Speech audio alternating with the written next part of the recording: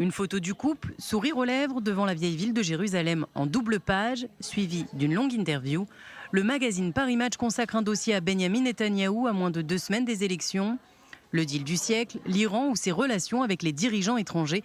La journaliste Caroline Manger passe tous les sujets en revue avec le Premier ministre israélien. Benyamin Netanyahou, connu pour être un excellent orateur, y est fidèle à lui-même. Les accusations de corruption, il ne les craint pas même en vue des élections, étant confiant du soutien de ses électeurs. Ses bonnes relations avec de nombreux leaders étrangers de droite, souvent qualifiés de populistes comme Donald Trump ou Jair Bolsonaro. Il n'y voit aucun problème, d'autant que tous ces dirigeants ont été élus par leur peuple, contrairement à d'autres qui sont pourtant jugés fréquentables.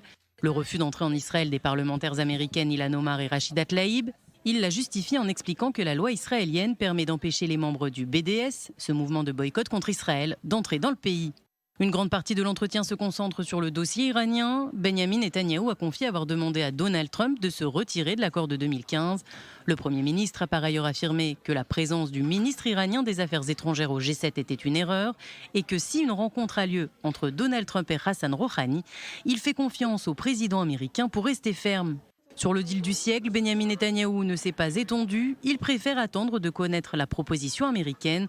Enfin, le Premier ministre en a profité pour torpiller une nouvelle fois la presse israélienne, peu tendre avec lui ces derniers temps selon son épouse. Benyamin Netanyahou encense en revanche les réseaux sociaux qui sont, selon ses mots, une bénédiction et qu'il utilise sans modération.